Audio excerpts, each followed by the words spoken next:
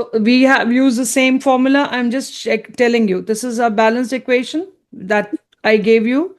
Now, here, what are they doing is they're converting 20 over, this is the formula for, in order to calculate the moles.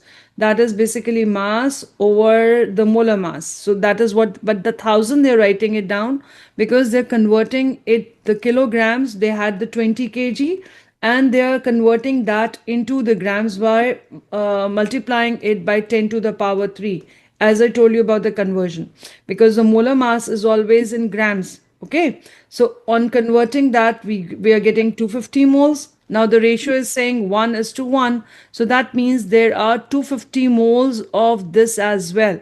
So this, we have the MR of this. In order to calculate the mass, we will be multiplying what 250 moles times the MR, which is 17, and they're getting 4 to 50 grams.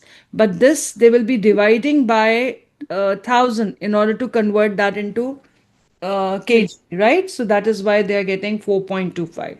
Now, another very simple method is, because we are dealing with the ratio method. Am I right? Because we are dealing with the ratio method, it's not necessary that we convert every time vice versa, kilogram into grams and gram into kilograms. We can simply use the molar method, the ratio method. Now, for example, if you have ammonia and they have given you the information about ammonium nitrate, they say that you have a 20 kg of this, and how much mass in kg you will be getting for ammonia. So there's no need for conversion. We can just simply say that 20 kg, whatever, is divided by 80. So we get the number of moles 0.25 moles, because here 1 over 4 is the answer. So that makes 0.25 moles. Okay. So 0.125 moles.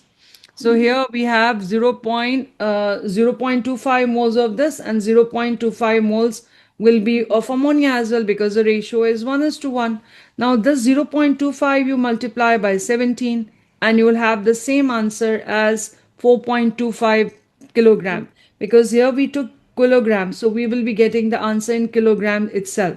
So there's no point in converting, because we are doing it on the basis of the ratio. I hope I'm clear. So the same units, if you want the answer in, then just don't, no need to convert it. Same goes for tons as well. If the question, in the question they have given you tons and they want the answer in tons, so no need to convert it. Okay. Now let's get back to the two questions, the worked example which we have left, and then I'll be giving you more questions related to that. Okay. Now these are the questions which are taken from your book itself, right? So I have make a PowerPoint of all the questions which are given in the book, so you have you can practice them well. Now, in this particular question, it says that a sample, 6.7 grams sample of hydrated. You understand what is hydrated? Hydrated salts are those salts which have water crystallization with them. Like, for example, we have copper sulfate. Copper sulfate has 5 water molecules associated with it. So this particular salt is known as hydrated copper sulfate. Same ways, this particular sodium carbonate has 10 water molecules associated with it, loosely bonded with it. So such salts are known as hydrated salts. So this is hydrated sodium carbonate. Okay. Now these hydrated salt, if you simply heat them in the crucible or in the evaporating dish, then what happens? Because this water molecule is loosely bonded, so it evaporates, leaving the anhydrous salt. Anhydrous salts are those salts which are without water of crystallization. Okay. Now, and why do we need water of crystallization? The water of crystallization is needed by the substance to keep it in the crystal shape, in the crystal form, right? And sometimes this water of crystallization also give them color. For example, in the case of copper sulfate, so copper sulfate, when these 5 water molecules are loosely associated with it, number one, they give the blue color to the substance, and number two, they give a crystalline, let it be in the crystal form. Okay. And as soon as these water molecules are evaporated or they lost, the copper sulfate loses blue color and it becomes get into the powder form. So that is why we have some water molecule associated with some chemicals, so which give them the crystalline shape, and in some of the cases they give them the color as well. I hope I'm clear. Now let's get back to the question.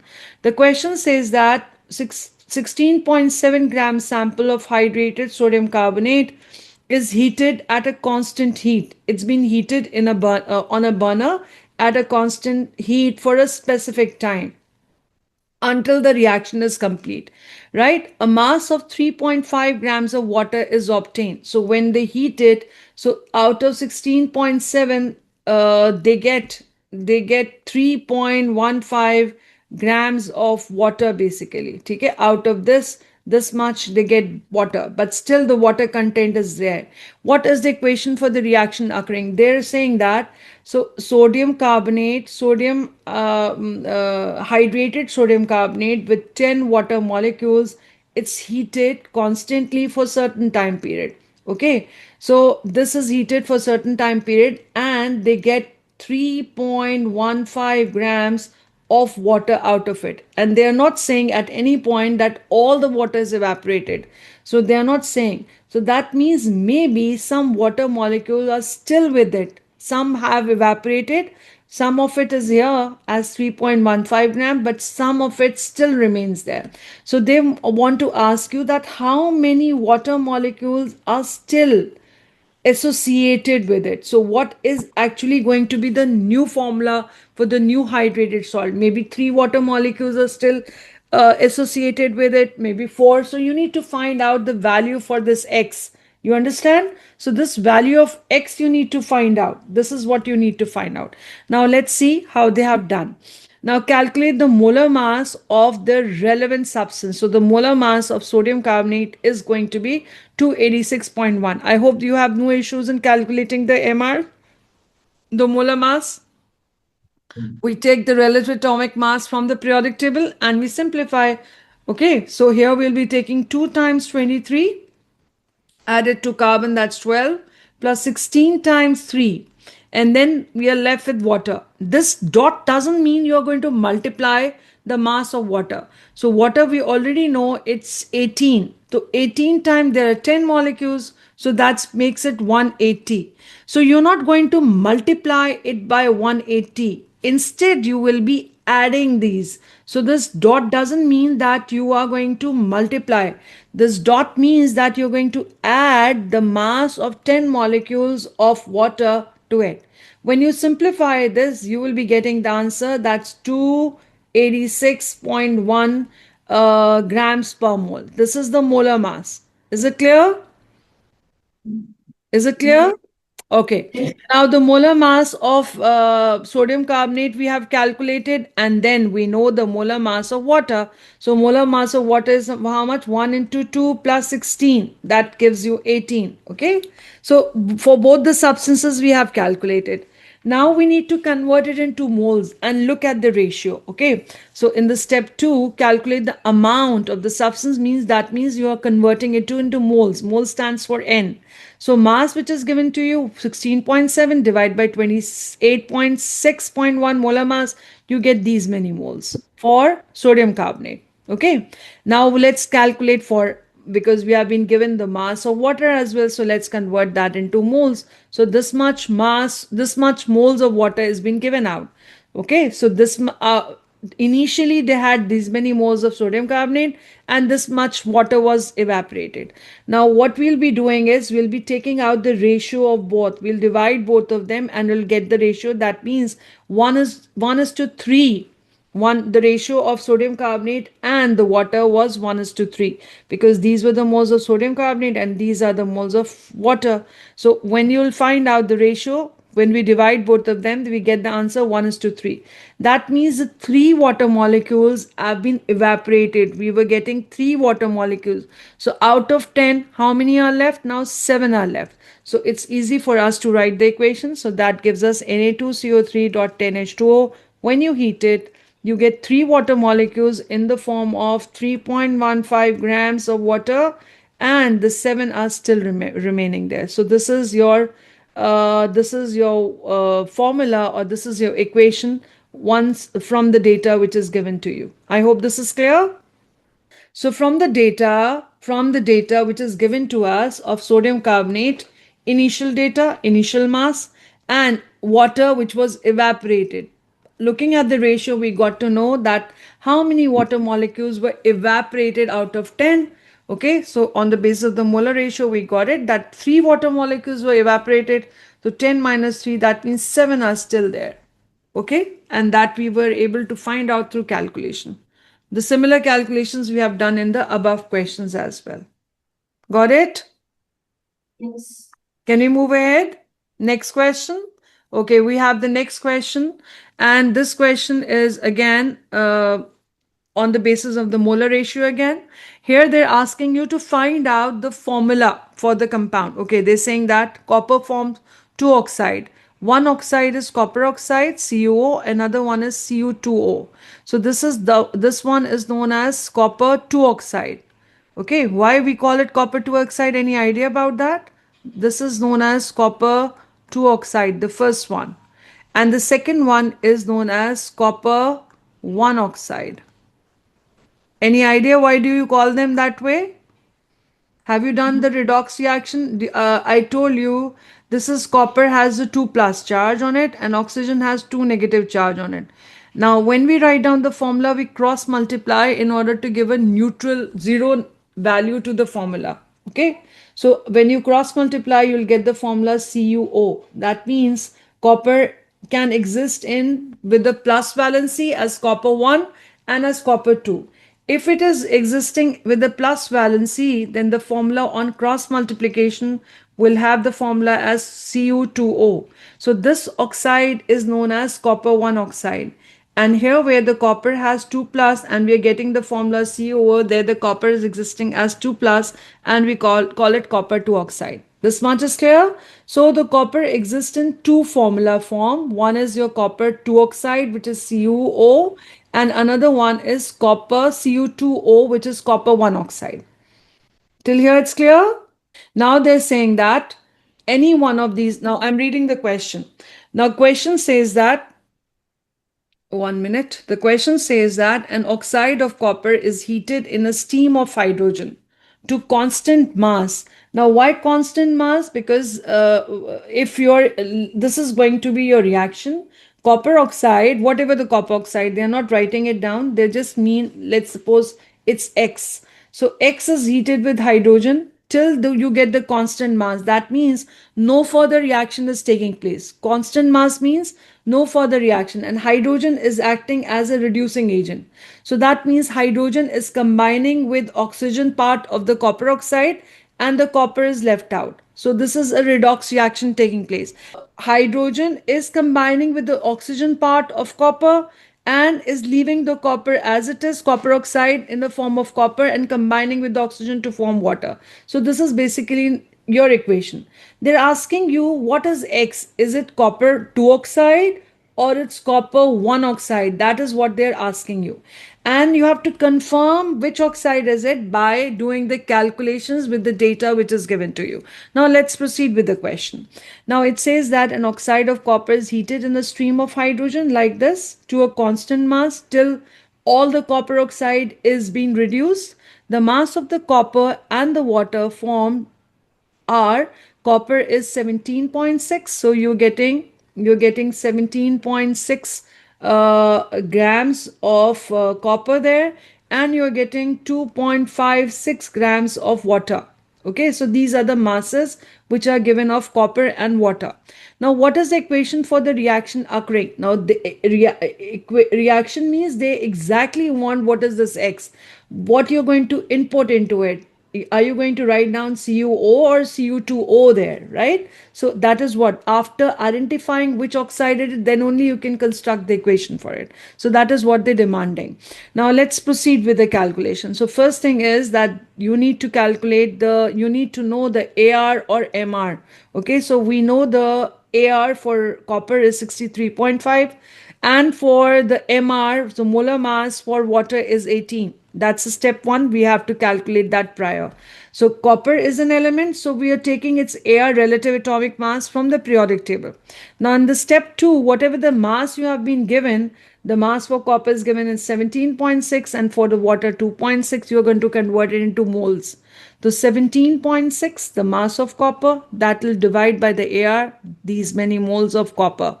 Same goes for water, the mass which is given to you 2.56 divided by molar mass, you're getting 0.142 moles of water. Now the copper and water, they are in the ratio of this. They are in the ratio of 2:1.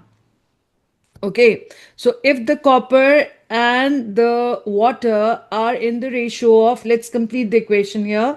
So if the copper and the water, they are in the ratio of 2:1, let me write down the equation.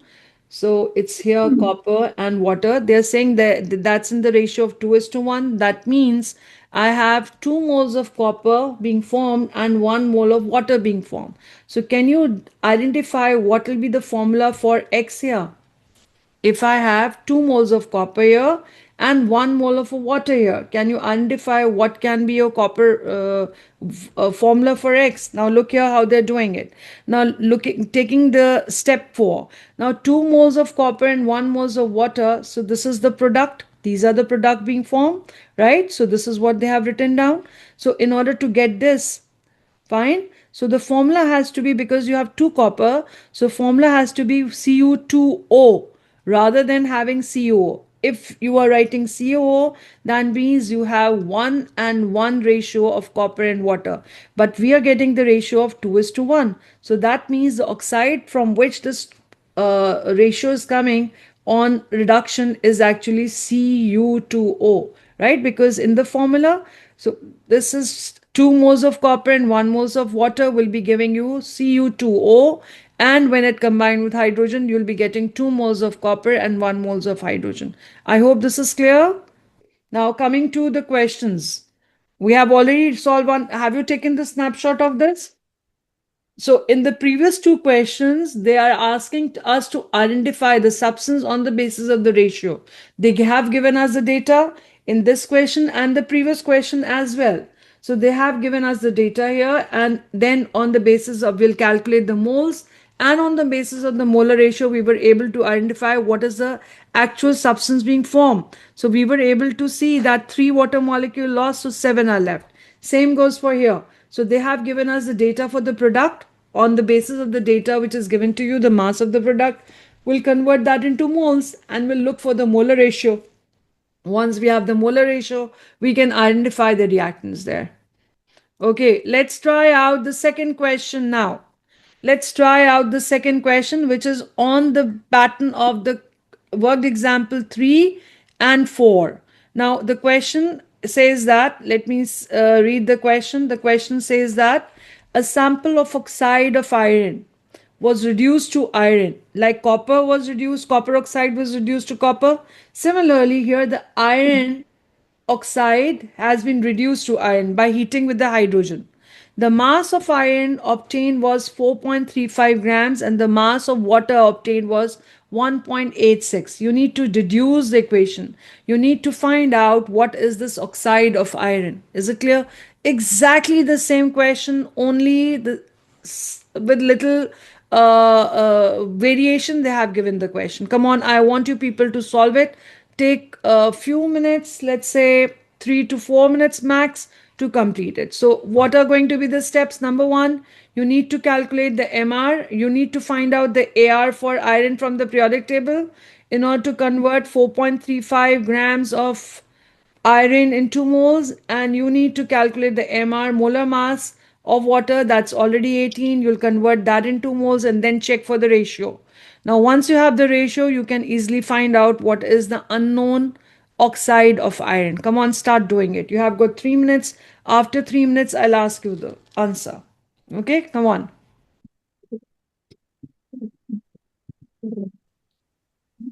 If you've Yes. done,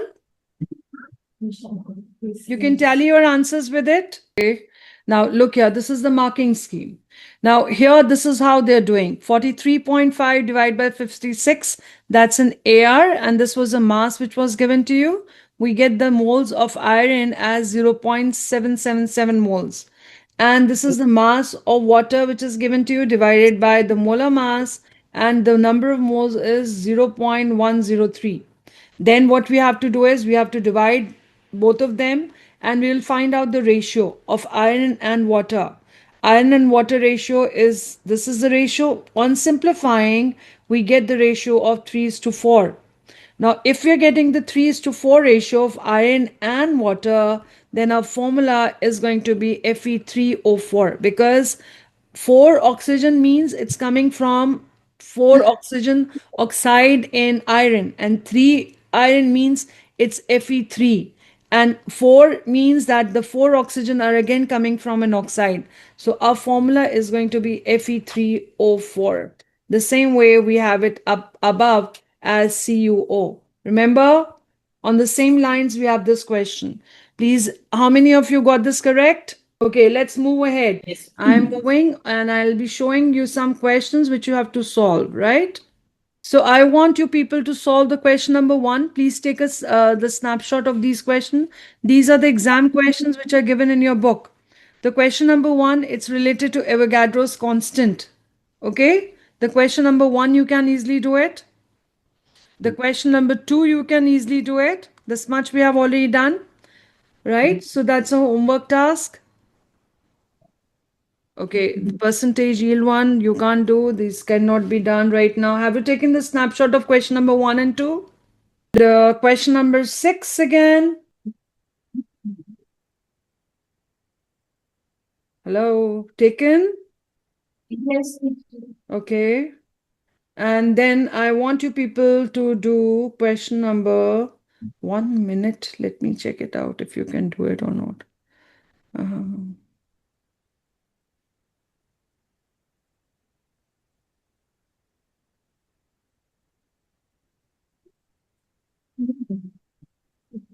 Okay, then we have to solve some more questions before we move on to this. Okay, now after this, let's I'll be doing in the next class, I'll be starting with the yield of the reaction, the percentage yield. Okay. Now I'm just giving you a little know-how about this particular thing. Now, what do you mean by the word yield? What do you mean by the word yield? How much product are you getting? Yes. How much product is being formed after reaction? So here is the learning outcome. It says that the percentage yield is the product you're getting through a laboratory reactions or during the industrial process. When industrially some product is being formed, some chemical is being formed, so you are very concerned about the amount of product is being formed. It's not necessary that whenever we produce something, we get 100% results there. There can be reasons of not getting the 100% product. Maybe the 100% product you're not getting, there can be the reason for that. Now there are some of the reasons which for which you are not getting the maximum possible product, you're getting lesser amount of product. So the reasons are, now there are certain theoretical question as well. They do ask you that what can be the reason why you're not getting 100% product, though the reaction when you're doing the calculation you're getting 100% product. But when you actually, let's suppose now when the carbon react with the oxygen and forming carbon dioxide, they say, let's suppose you're getting 44,000 cm cube of carbon dioxide, but when you start performing it industrially or in the lab, you're just getting 40,000 cm cube of this gas. Then why the experimentally the percentage which you are getting is lower than you have calculated on the paper, theoretically you have done. So there can be reasons that experimentally when you do it in the lab or when you do it, prepare it in the laboratory or in the industry, in the bulk, you're not getting the right percentage which you calculated actually. So there can be a reason for that. So why are we getting less that? Maybe that reaction is reversible. Like for example, when we have studied about the Haber process, where the ammonia was being produced, we know that the ammonia after being formed it will be disintegrating back into nitrogen hydrogen because it's undergoing a reversible reaction. Reversible reaction, they go in both the direction. They go in the forward direction and they go back into the reverse direction as well. So as soon as the product is being formed, it reverses back to give you the reactants. So that can be one of the reasons that the reaction, you're not getting maximum yield of your product. The second reason can be there, maybe there is a side reactions. Like for example, try and recall when we were talking about ethanoic acid and alcohol reacting together, we were getting, this was again a reversible reaction, and we were getting ester and we were getting water. Now, esterification, if we talk about the reverse reaction, we can catalyze this reaction in the presence of an alkali or in the presence of an acid, dilute alkali or an acid. So when an on reverse reaction, when an ester give you an alcohol and an acid, so as soon as the acid form that combined with an alkali to give you the sodium salt of that acid, right? So this was a side reaction. Actually, we were supposed to get acid and alcohol, but because the NaOH was there as a catalyst, there was a side reaction which took place, and we were not getting the acid as a product. Instead, we got sodium salt of that acid. So these were some example of the side reactions which give you unwanted product. Or maybe there can be a reason that your reactants, they are not pure.